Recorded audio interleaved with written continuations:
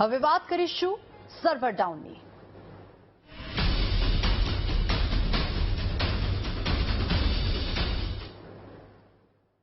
રાજ્યમાં ટેકાના ભાવે જણસીની ખરીદીની ઓનલાઈન નોંધણી પ્રક્રિયામાં ખેડૂતોને હાલાકી પડી રહી છે। ગીર સોમનાથ જિલ્લામાં સતત બીજા દિવસે પણ પોર્ટલ ઠપ।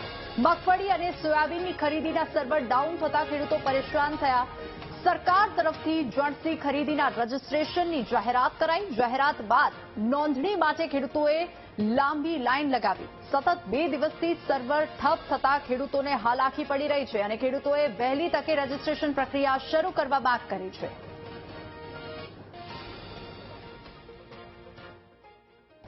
તો વધુ વિગતો સાથે સંવાદદાતા રોહિત આપણી સાથે ખેડૂતો સાથે ગીર સોમનાથથી લાઈવ જોડાઈ ગયા છે। રોહિત, સતત 2 દિવસથી સર્વર ડાઉન છે, ખેડૂતોને હાલાકી પડી રહી છે। હાલ અત્યારે ખેડૂતો શું માંગ કરી રહ્યા છે? હાલ તેઓની પરિસ્થિતિ શું છે?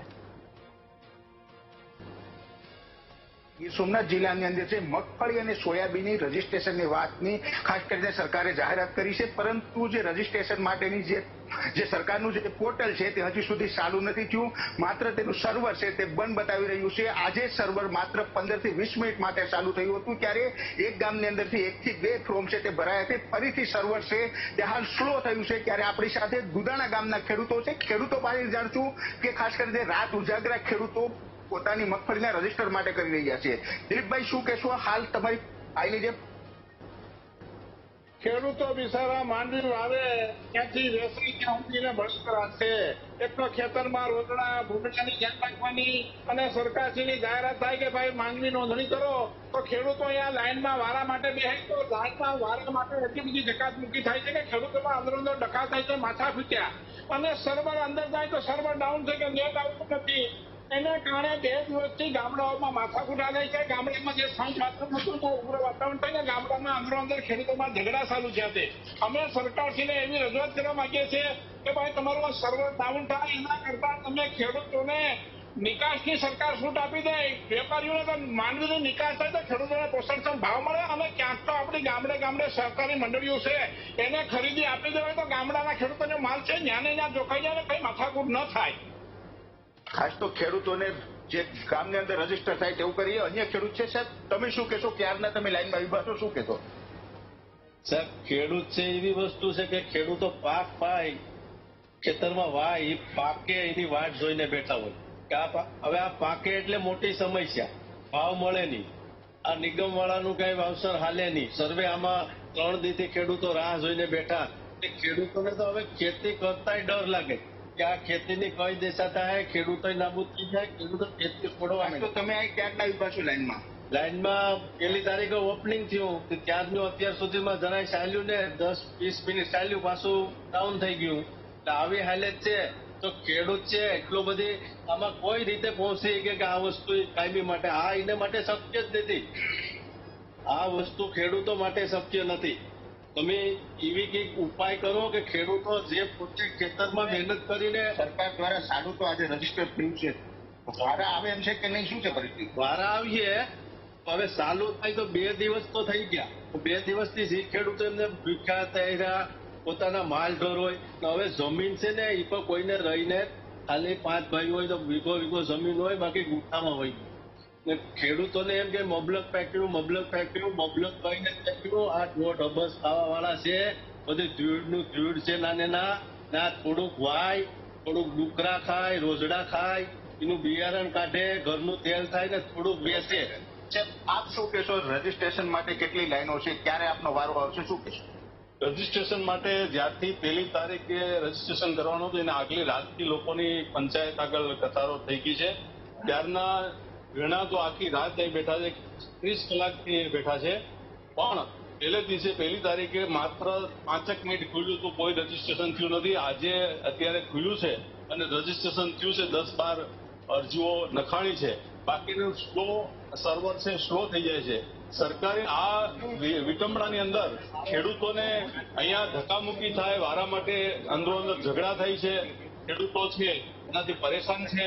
એટલા માટે સરકારે આની સિસ્ટમની અંદર કે ભાઈ પહેલું રજીસ્ટ્રેશન થાય એનો પહેલો વારો આવે એવું નહીં, પણ ડ્રોપ પદ્ધતિથી કરવું જોઈએ, જેથી કરીને 15 દિવસમાં ખેડૂતો પોતાની અનુકૂળતા મુજબ એ પોતાનું રજીસ્ટ્રેશન કરાવી શકે, એના માટે અનુકૂળ થઈ શકે એમ છે. અને ખાસ વાત એ છે કે ભાઈ સરકાર જે જાહેરાત કરે છે એમાં એ અધિકારીઓ છે એની ટેકનિકલ ઇસ્યુના કારણે આજે મેં આપણે મુખ્ય કૃષિ મંત્રીની સામે બેઠક થઈ અધિકારીઓને, એટલે અધિકારીઓ એમ કીધું કે ગઈકાલે તો ભારે લોડ પડવાના કારણે સર્વર ડાઉન થયું. પણ લોડ ક્યાંથી પડ્યો? એ કે અરજી જ નથી ડાઉન થઈ. તો આ અધિકારીઓ છે પોતે અધિકારી શાસન હોય ગુજરાતની અંદર એવું લોકો અત્યારે માને છે કે ભાઈ આમના રહેશે તો ગુજરાતની અંદર અધિકારીઓ પોતાનું શાસન સત્તા જમાવી દેશે. જી સાહેબ, આપને શું માંગ છે દિલીપભાઈ? અમે તો ભાઈ સરકાર છે ને એમ જ કહીએ કે ગામડે ગામડે તમારા નામના સિક્કા પડે બાપા, અંગૂઠા વળી ગયા મત દઈ દઈને ભાજપના નામે પબ્લિક મત આપે કે ભાઈ મોદી સાહેબના હાથ મજબૂત થાય, દેશ મજબૂત થાય. પણ હવે સરકારની આવી યોજના હોય તો અમને થોડા આવે કે હાથ બાર કાઢો ને આધાર કાર્ડ લાવો ને રાશન કાર્ડ લાવો, બધું તમારા કોમ્પ્યુટરમાં બાપા કમ્પ્લીટ છે. આપણને આંધળાને વાવે રહેવા દો ને તો એ નિરન નાખીને એનો રોજીરોટી કાઢે. આ બિચારો દોડતો જ રહે, મુઠ્ઠી માંડવી વેચવા હાટું મરણીઓ થાય ને ગામમાં માથાકૂટ થાય. એના કરતા સરકાર સિવાય કઈ વિચારી અને સરકારી સિવાય વિચારી અને સરકારી મંડળીઓ મારફત આનું વેચાણ થાય એવું તો કરવું જોઈએ. જે ખાસ કરીને ગીર સોમનાથના જે ખેડૂતો છે તે હાલ માંગ કરી છે તાત્કાલિક જે સર્વે છે તેની પ્રક્રિયા પાસ કરવામાં આવી છે. જી રોહિત, આપ લાઈવ જોડાયેલા રહેજો અમારી સાથે. આ જ મુદ્દે ચર્ચા કરવા માટે શિવરાજસિંહ ખુમાણ જિલ્લા પ્રમુખ વીસીએ મંડળ અમરેલીથી લાઈવ જોડાઈ ગયા છે. એમની સાથે પણ ચર્ચા કરીશું.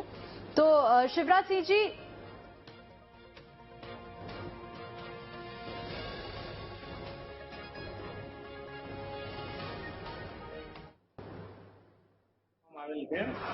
અને ઘણા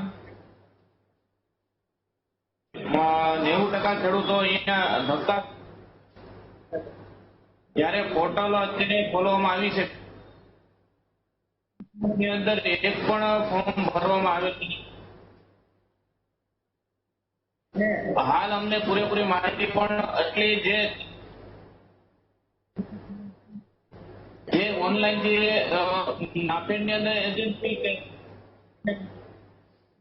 એ 2 કલાક પછી અમે છતાં કોન્ટેક્ટ રહીએ છીએ તો એ અધિકારીઓ ક્યાં સ્ટેર અપડેટ આપેલ નથી અને ખેડૂતો વારંવાર અહીંયા અમારી સામે સરકારને ખરેખર વ્યવસ્થિત સ્ટેપ બાય સ્ટેપ થી અને અધિકારીઓ અને એવું કેવું હાલ ટોટલ 2 દિવસ છેલ્લી આજે હાલ છે અહીંયા છે વીસીએ તરીકે અમે લોકો રજૂઆત કરવા છતાં આમ નિકાલ આવે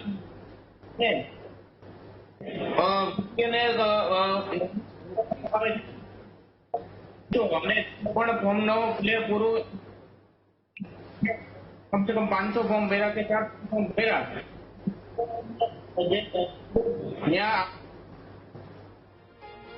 જી શિવરાજસિંહજી, આપ અમારી સાથે જોડાયા તે બદલ ખૂબ ખૂબ આભાર.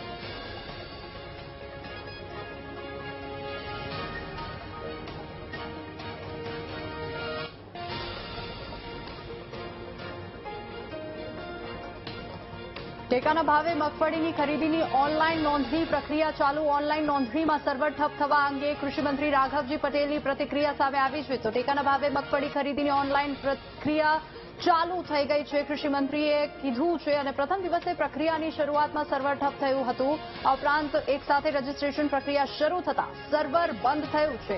જરૂર પડશે તો રજીસ્ટ્રેશનની પ્રક્રિયાનો સમય લંબાવવામાં આવશે. કૃષિમંત્રીએ આ પ્રતિક્રિયા આપી છે.